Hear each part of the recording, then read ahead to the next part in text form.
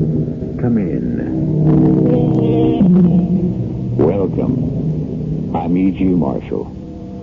Over and over, the philosophers ask the same questions. In all times, in all places, for all men, the mysteries remain. What is life? What is death? From whence do we come and where do we go? The ignorant, barbaric savage bows to the sun and says, "Behold, God." Whereas we, sophisticated, civilized, consider the sun as energy expressed in formulae and equations. But do we really know any more about the sun than he does? Okay, Georgie, the case is closed. No, Captain Prescott, the case is still wide open. But we got the killer. We don't have the killer. 100 people saw him pick up that knife and stab her with it. He didn't do it. Not only did 100 people see him do it, he also admits he did I it. still say he didn't do it. Are you telling me that 101 people are crazy? I don't care what they saw. He did not kill his wife. Okay. I'll go along with it. Who did? The high priest of the Wolf clan. Is that right? Who is this high priest? I don't know. Oh, so you don't know. Do you maybe know where we could find him? You can't find him. That's impossible. Oh? Is it? Why? He's been dead for maybe 1,000 years. But he's your killer, Captain.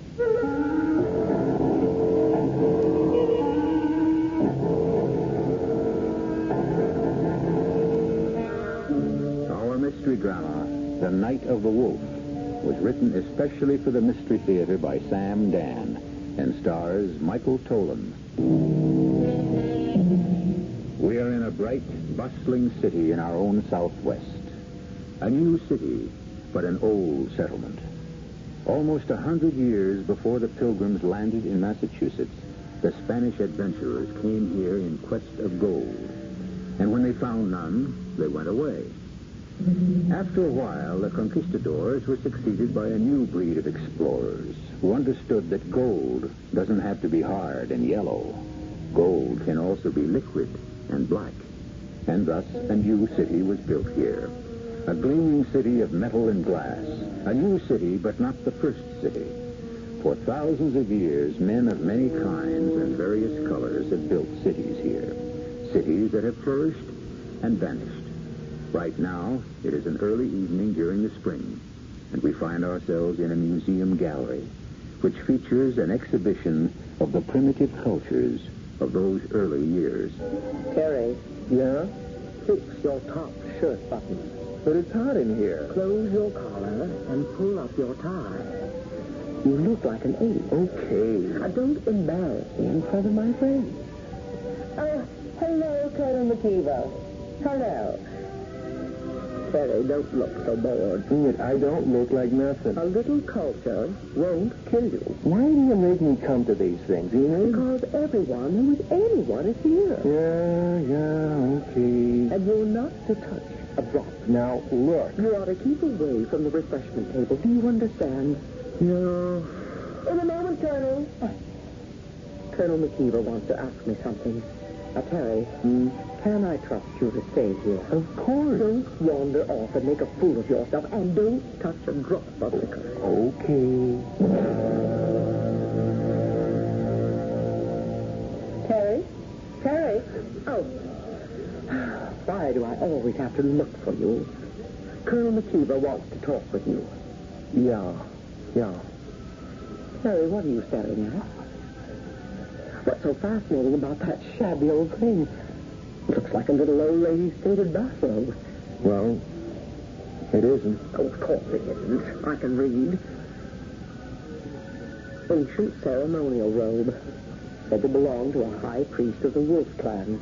Possibly Mojave or kindred tribe. Well, what's so all fired interesting about it? Shut up. What did you say? I said, shut up. Do you mean you're telling me? Who says I can't tell you to shut up? I warn you, Terry, do not make a scene. You know something? I think I will make a scene. Terry, have you gone mad? Maybe. Let's get out of here quickly. We won't even wait for the car to come. We won't? We'll hail a cab, And what? I'll take you to a doctor. Why? Because something has come over you. Maybe something has. People are starting to stare at us. Well, so what? Harry. You! Hey, you over there! What are you looking at? Harry, you're embarrassing me. Hey, I mean you! You, the fat slob with a face like a pig! Harry, we've got to leave here. Enid, we ain't going nowhere. I demand that you... Shut up! Well, what are you looking at, huh? You know me? I'm Terry Jessup. 10 years all-pro middle linebacker till I busted my knee. And I got so scared that I had to marry this witch broad. Harry, Harry, you've gone mad. I let her father buy me. I let her old man buy me. Harry, and break me. You ruined me. You ruined me. You and your old man, you used me. My name, my reputation, you used me to sell that crooked stock of yours, those dry wells. Please, somebody call an I ambulance. haven't got a right friend in the world because of you. Are we terribly ill? That's why I'm going to kill you. I'll break anybody in half who tries to stop me. Harry, put down that knife. That's official knife. 1,000 years old. Still good. Look, the point. It's still... He killed her. I told you. Yeah. I killed her. I killed her. Maybe somebody ought to call the cops.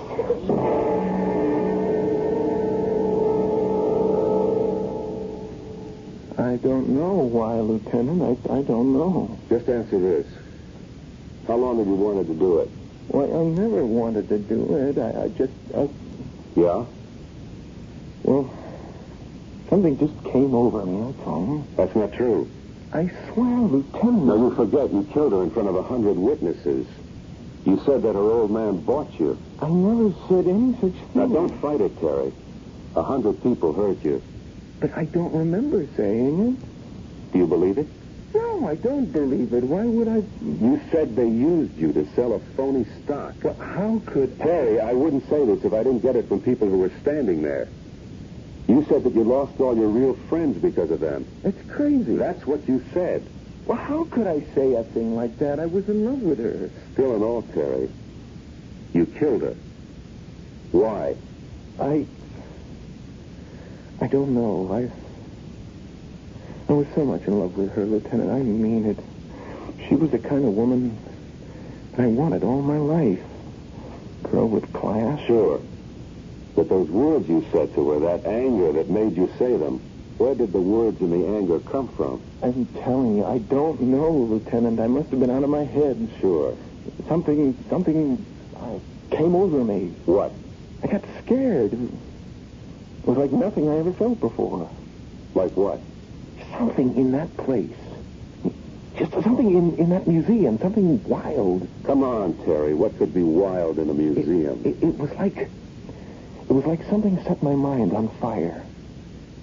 And the words, everybody heard me say, I didn't even know I was saying them. And did you know you killed her? It was like something had to be driven out of me. You understand? No. Something that was wrong, something that had to die, and if she wasn't standing there, I would have killed myself.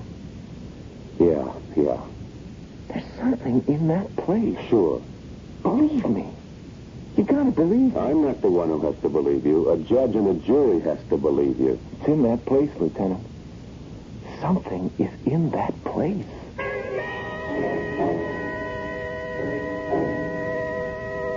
Now, Miss Atkins, you were here last night. You saw what happened. I've already told you, Lieutenant. Terry Jessup says that something came over him. Oh, I'm sure something did. He says something in this place, something here in this museum, drove him wild. Something in here? Yes, Miss Atkins. Now, what is there here that could do Look that? for yourself. We have pictures on the walls. We have some sculptures, some artifacts. Has anything unusual ever happened here before? Well, now, what unusual thing could ever happen in a museum? Yeah, that's what I figured. Well, Miss Atkins, I guess that's all. Although, Yes? well, this is of absolutely no use to you in terms of last night, but, well, we did have an incident here, 3 weeks ago. We had a fist fight. A what? Uh-huh. There were a party of 4. 2 men, 2 women. And suddenly the men started a violent fight. Unfortunately, the guards were able to restrain them. What did you do? Well, the guards hustled them out of the building, but the 2 men kept going at it on the street. Finally, the police came. And then what? Well, I don't know. It's just that you asked me about unusual things. And since we have so few of them, well, almost anything would stick in my memory. Yes, it was exactly 3 weeks ago. And then there was another incident. When? Well, that's the peculiar thing about it. It was just about... No, it was exactly 3 weeks before that. You sure? Yes, I remember because it was the first of the month. And the first day of this special early American Indian exhibit. What happened? Well, there was a man. And he was standing, well, right where Jessup was standing. And also right where those other 2 men were standing. The exact same spot. And? He was an elderly, dignified, well-dressed man. And all of a sudden he shouted, "I'm wrong, I wasted my life." And with that he emptied his pockets. He threw his watch and his ring and all his money away. And then he started to take off his clothes. And then what? Well, the guards just restrained him, and he was taken to the hospital. So, well, all I can deduce from all of this is that every 3 weeks for the last 9 weeks, we've had some kind of violent situation. Does any of this help you? It's interesting, but I don't see where it can take us. Oh, well, I'm sorry you couldn't learn anything, Lieutenant Miller. Do you have any further questions? Just one. What time do you get off? 6. That's exactly 15 minutes from now. Your watch is slow. It's less than 10. How about some dinner? But you've never asked.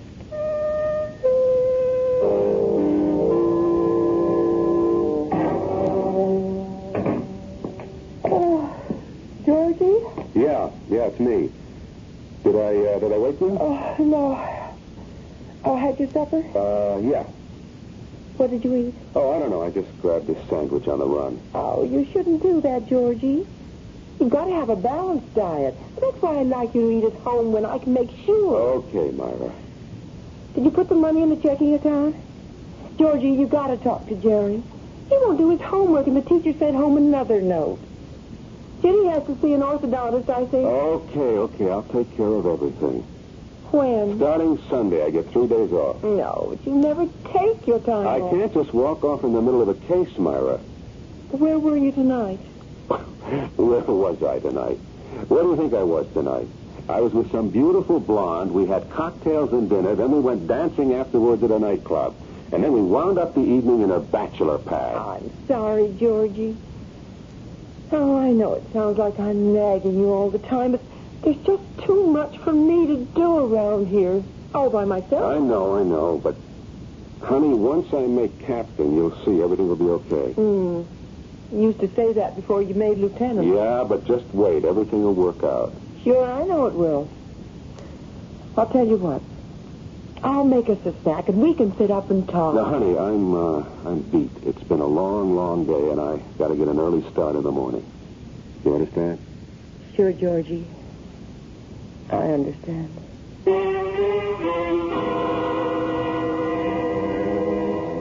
That's what we need in this world.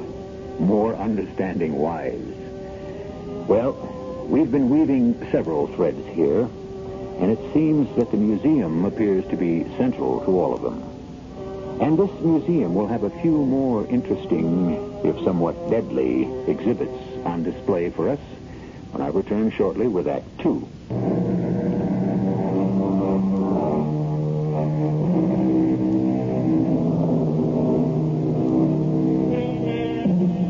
The other night, Terry Jessup, an ex-football player, who was considered to be, for all his size, a rather calm and gentle person, suddenly went berserk and murdered his wife.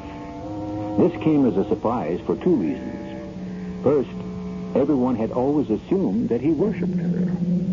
Second, he killed her in a museum, of all places. You going to be home for supper, Georgie? I don't know, Myra. I'll have to call you. Why don't I just figure you won't be, as usual? That might be best. Promise me you'll eat. Sure. Honey, you're at the age where a man can start to get all kinds of things wrong if he doesn't watch himself. I'll take care of myself, Myra. Look, honey, I know you got the kids all day in the house, but, But what? It's just how it works out. You've got your job. I have to put up with it. Well, that's just it. You say you have to put up with it. Well, I do, don't I? Like these other men in this neighborhood, they have jobs out at 9, home at 5, Saturday and Sunday off. And that's it. Well, you knew I didn't have that kind of job when you married me. You knew what life would be like on the force. I also knew some 9 to 5 cops. Yes, and you knew I wasn't one of them. Honey, I just wish you didn't have to work so hard. But I like to work hard. You know your problem? I don't have a problem. You should develop some interests. I've got plenty to do around here. No, I mean away from here. Something that you do for yourself. So you can also develop as a person. Georgie, all I asked you was if you were coming home for supper. I'll try. Look, if we eat early, maybe you can help me paint the floor of the basement. Oh, honey, and the cold water faucet in the downstairs tub has to be fixed. Look, I'll tell you what. You make a list of all that stuff, and I'll take care of it. You know, Georgie, you never talk to me about your work. Maybe that's what's wrong with us. I didn't think there was anything wrong with us. Well, I was reading in a magazine a wife should share more of what her husband does. Well, you know about this football player who killed his wife. Oh, if there's one sport that leaves me cold, it's football. He says something in the museum made him do it. What? Well, I guess you could say some spirit. Oh, he must be crazy. Now, it could be true. Georgie, are you crazy? Honey, when you're a homicide detective, anything has to be considered. Don't say a word of this to anybody else. They'll say you're nuts. No, but there's evidence. Evidence? How can there be evidence? Other people. Look, you can find nuts anywhere who will... Oh, honey, on your way home tonight, pick up a gallon of deck paint. Get a light gray, will you, dear? Don't forget. No, I won't forget.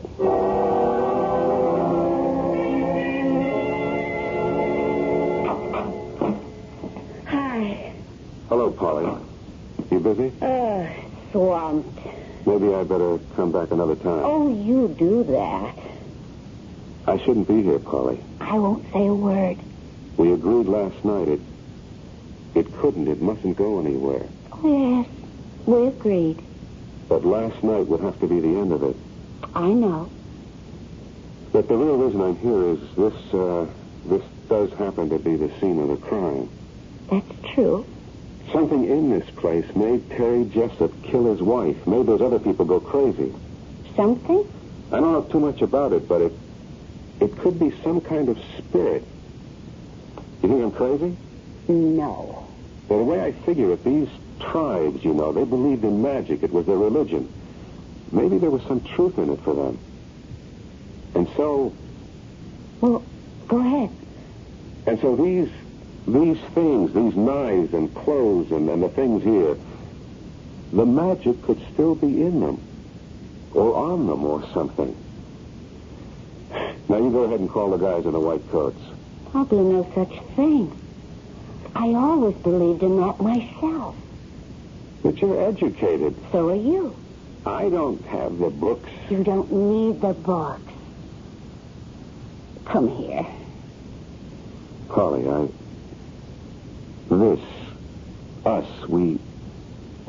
it can't go anywhere.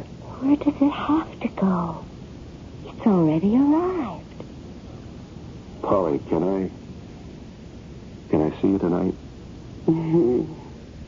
Why do you feel you have to ask?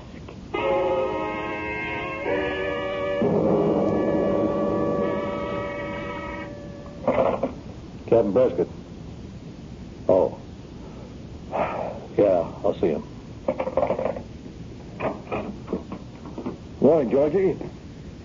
Sit down. Listen, Prescott, why am I being assigned to the Kenilworth thing? Because it's a good live murder and just a job for a smart detective like you. But I'm still with the museum killing. What is it with you? Jessup is already in the cooler waiting for his trial. It's gone past. But we have to find out why he did it. No, that's going to be for the psychiatrist to rumble about. What a field day those birds are going to have. Look, I'm running down an angle. Yeah? At the museum. Yeah. I know her name, too. Polly Atkins. What are you talking about? Come on, Georgie. Everybody knows about it. Everybody except Myra, maybe. I don't know what's happened to me. Look, it's the first time I ever stepped out of line. You have to believe that. Okay. I believe it. And I didn't even plan it. I didn't even know I was doing it. I just asked her out before I could even think of what I was saying. You still in love with Myra? Yes. Are you? No, I don't know. It's all so mixed up. She's everything I ever wanted. Who? Polly. Cool, smart. Yeah, sure. She doesn't have to worry about running a house and taking care of kids. I know all that, but I just have to have her, Prescott, that's all. Where does it lead? Nowhere. It's just free and easy and relaxed. Where does it lead, Georgie? I told you, nowhere. That's not good enough for you. There are guys who can waltz in and out of these things with one dame after another. Not you. Listen, Prescott. Georgie, a thing like this is going to rip you apart. I told you, it's just laughs. You don't have that kind of humor. Break up with her. I can't. So it is serious. Georgie, break it up before it kills you. What are you talking about? I said my piece, Georgie. Look, I've got this lead. Just give me a couple of more days to tie this one up. Sure.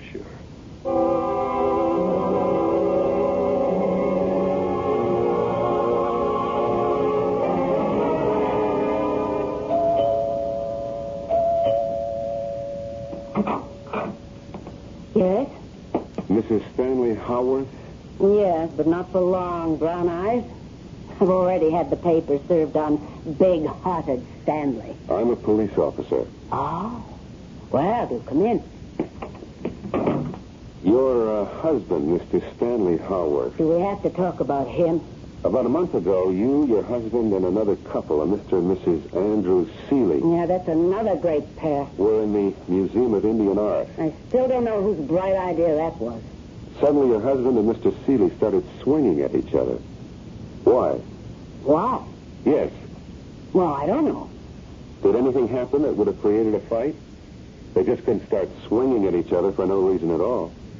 Well, the truth is, neither of them's a great intellect, if you know what I mean.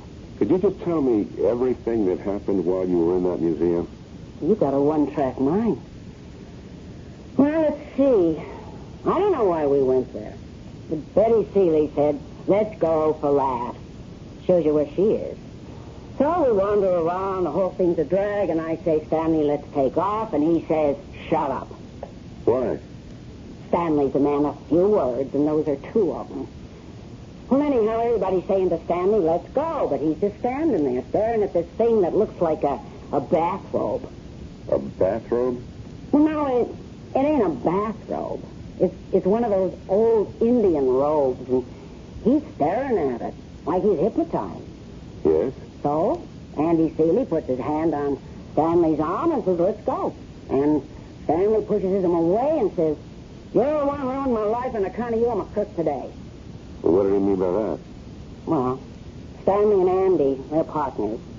And they put together deals, and all I can say is they never lose money. Then what? Oh, I never seen Stanley so mad. Or Andy either. Each accused the other guy of dragging them down. You know what I mean? I don't know what got into either of them. And they started slugging. I mean, they'd have killed each other. Well, it took the museum guards and the cops. I know. They were booked and then released on bond. What happened later? These two crazy guys, these two nuts, they actually gave away all their money. What? Well, fortunately, I got some of Stanley's in my name. But they spent days in the office investigating worthy causes. And they just got rid of all they owned. Could I see your husband? Yeah, sure. If you want to go to India to look for him. He went to India? Well, was it India or Africa? I don't know. Might have been South America. Why? To do good work. Can you tie a thing like that? Any wonder I want to ditch him? Well, thank you very much, Mrs. Howard. Anytime. Now that you know the way, don't be a stranger.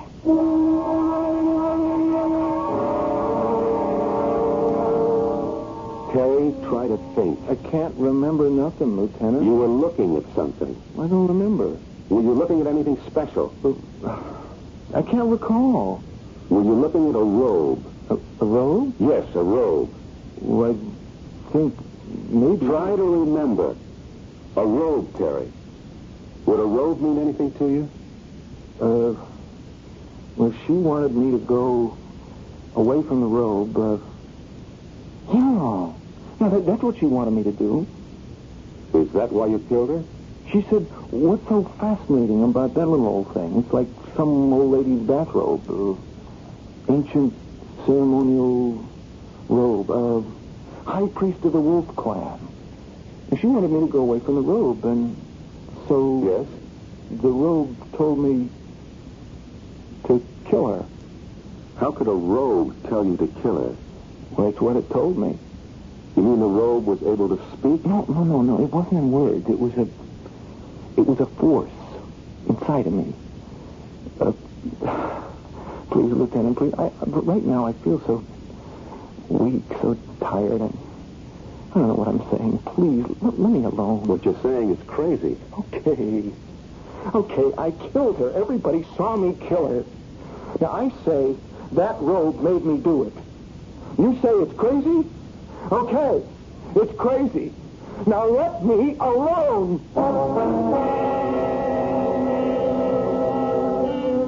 What does science have to say on the subject? Science, in its wisdom, states that matter cannot be destroyed. Philosophers agree in principle because they claim that ideas cannot be killed. So if there was something in that ceremonial robe originally, who is to say it isn't there yet? It's been there for 1,000 years, and it will still be there in a few moments when I return with Act 3.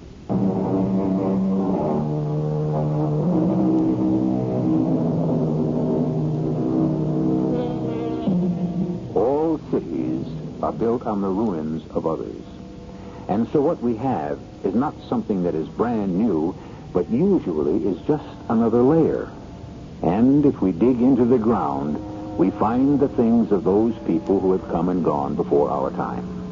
But we don't have to dig to find the ideas and the forces and the spirits that move them. Those can be felt everywhere, especially by men and women who are waiting and hoping for something to change the course of their lives. Detective Lieutenant George Miller has been involved with people like that lately. As a matter of fact, Lieutenant Miller is in the midst of a change in his own life. He may or may not be aware of it. Excuse me. Yes? Are you Mr. Kenneth Underwood? Yes. I'm a police detective. I was told at your apartment that you could be found here in the park. And now that you found me, There was an incident at the museum. a sudden aberration. Over and done with it. Is that so? You were looking at that robe in the museum and you suddenly went, well, I don't like to say crazy. Sir, I don't understand what you're saying. No, I think you do. It's happened twice again since. What can you tell me about that robe? Why is it important? A man killed his wife. The state of his mind at the time will decide the price he'll pay. I read about it. They'll say he was insane. What about that robe? It doesn't matter. Let us say that, Some spirit emanated from that robe, possessed him. It'll amount to being crazy anyhow. Why do you say an evil spirit? I said a spirit. You said evil. Well, isn't it evil if it causes a man to kill?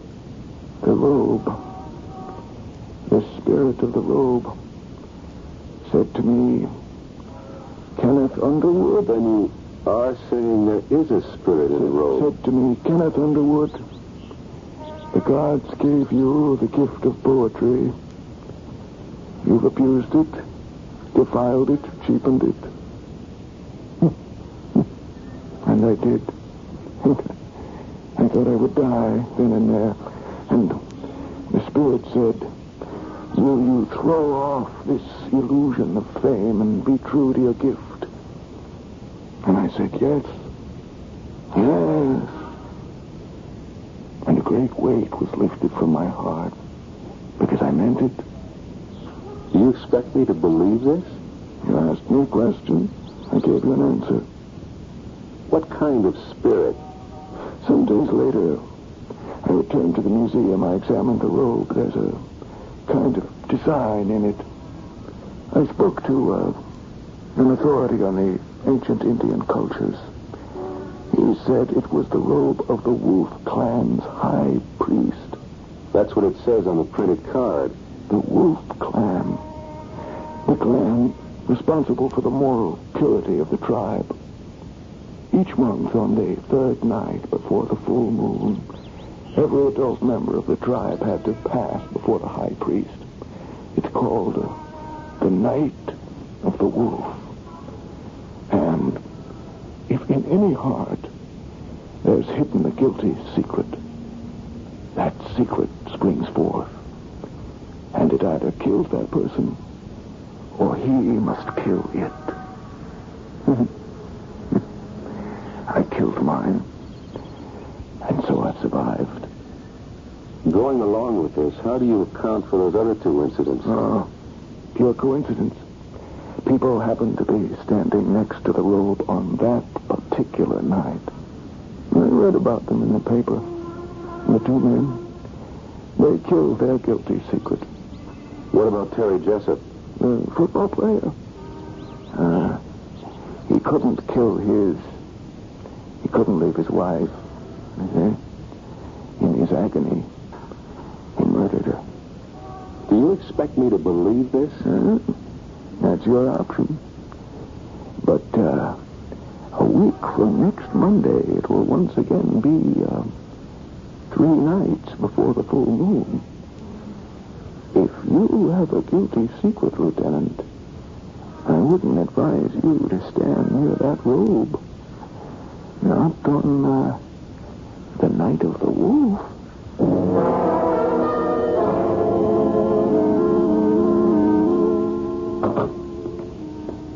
Myra? Georgie, I didn't expect you. What do you mean you didn't expect me? Well, honey, you usually don't get home for dinner most nights. Well, I always call. Where are the kids?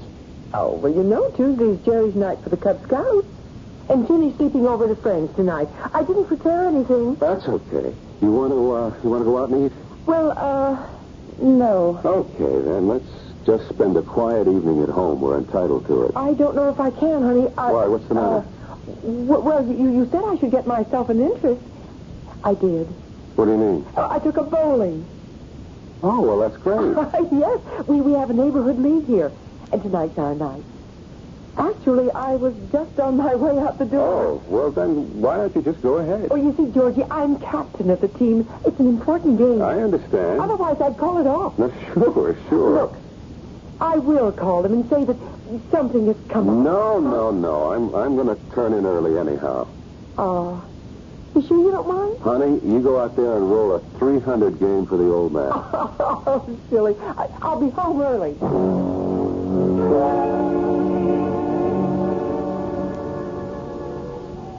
A glass of wine, George? No, I don't need wine or anything else when I'm with you. Thank you, sir. Holly, what's going to happen to us? What's supposed to happen? I don't want it to end. I don't want it to end either.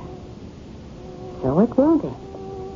Yes, of course, one of us changes his mind, and then, well, that's it.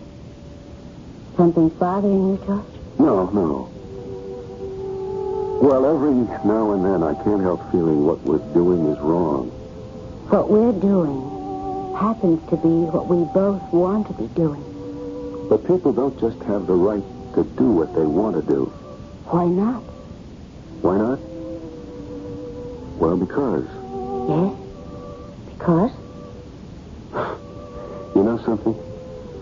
When I'm with you, I feel anything is possible. I mean, I'm not stuck in a rut. I just feel free. Is that bad? I don't know why. Half the time I don't understand what you're saying. Half the time I don't understand what I'm saying either. And you're not the best-looking dame I ever saw. Oh, thank you.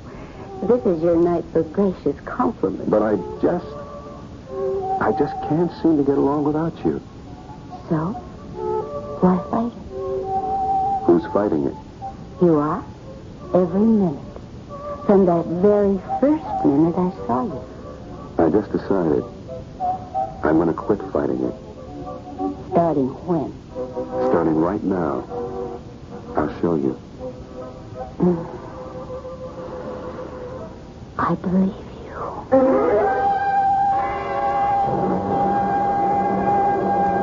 How much longer you want to fool around with the museum murder case? That's why I want to see you, Prescott. I want you to take me off it. You're off. As of right now. What happened? Nothing. I don't want to go near that place again. Meaning what? Meaning what I said. Does that include Miss Polly Atkins? Miss Polly Atkins is my affair.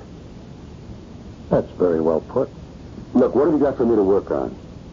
What I've got for you is 1 week sick leave. Sick leave? You better take it. Why? You look terrible. I never felt better in my life. Don't hand me that, George. This thing with Polly it's killing you. Are you out of your mind? Down deep. You're hurting yourself. Badly. Because this thing, it's wrong. Who says it's wrong? Everything you were taught to believe since the day you were born says it's wrong. That doesn't make it so. It makes it so for you. Don't you think I'm trying? I say I'll never see her again. But the next day... Let's not get confused with any of that. It's just wrong. That's all. It can't be. It seems that the two of us, Polly and me, we just belong together. Well, then divorce Myra and marry Polly. I can't. Why not? I don't know why not. Maybe I love Myra. Then get rid of Polly. No, I love Polly, too. Is it wrong to love both of them for different reasons, for different things? Yeah. Who says so? You keep asking. I keep telling. You say so. Your conscience says so. Okay. I'll ask someone else. Who? Who? Nobody you'd know. Sure, but who is he? A priest. A priest? What do you think a priest is going to tell you? This particular priest, I don't know what he's going to tell me. Georgie, are you sure you're all right? Yeah, Prescott, yeah. Just now, for the first time in weeks, I feel all right. If you don't want to take the sick week, see me later for your assignment. Sure.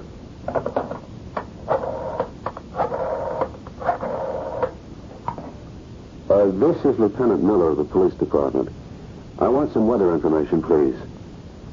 What will be the third night this month before the full moon?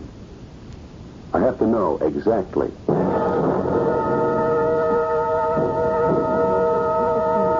I can't imagine why you'd want to come here this evening, George. Oh, I don't know. I just want to see the exhibit again. Well, I'd think you'd seen all you wanted of it this past month. Well, I never really looked at things before. Did you call Captain Prescott? Yeah. Now, why do you want him to be here? Did he say he'd come?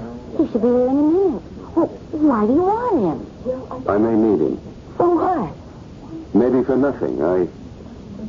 I hope for nothing. Georgie! What's this all about? Oh, Prescott, I'd like you to meet Miss Atkins. We met on the phone. How do you do? Now, Georgie, what do you want me to see? I want to show you a robe. A robe? Yes. Right there. That? That moth-eaten looking thing? What's the point? It belongs to the priest. The one I said I was going to see. Miss Atkins, you know what Georgie is talking about? The robe of the high priest of the Wolf Clan. George, you're pale. Something the matter? Polly, do you believe with all your heart that you and I, we two, we're right? Oh, I believe it, George. I believe it. But Don't say any more. Prescott, have you got anything to hide? Anything on your conscience? Everybody's got something on his conscience. No, I'm talking about something wrong that's vital to your life. Georgie, I don't like the way you look. You don't feel a terrible pain in your head? Georgie. You don't feel a tightness? It's so tight in your chest. I think we better call a doctor. Your whole body's not on fire? On fire? Oh, then you're safe. It's me. telephone for... No, don't go. Don't. George, all she wants to do... No, I won't give her up. I won't. I can't, no matter what you say. I won't give her up. I'll kill her first. Kill myself. George, put that knife back. It's the same knife that other man used. George, I won't give her up. I love her. Wait a minute. No, no. I have to kill us. It's the order of the high priest. George, drop it. Drop it. I have to.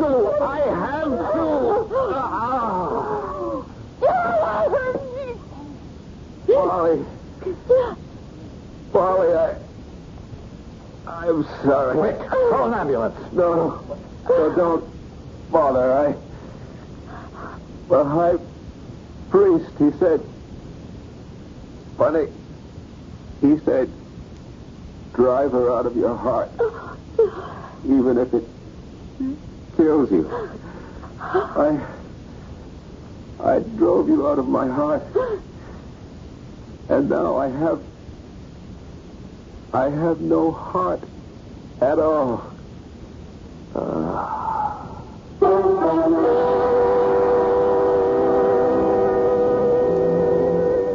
Who knows who sentenced Lieutenant George Miller to death?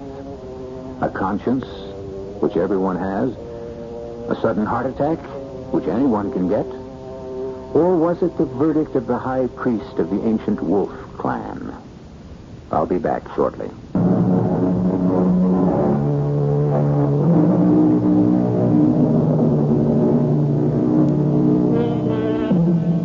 It has been said, when a man lives with truth, there also will justice dwell.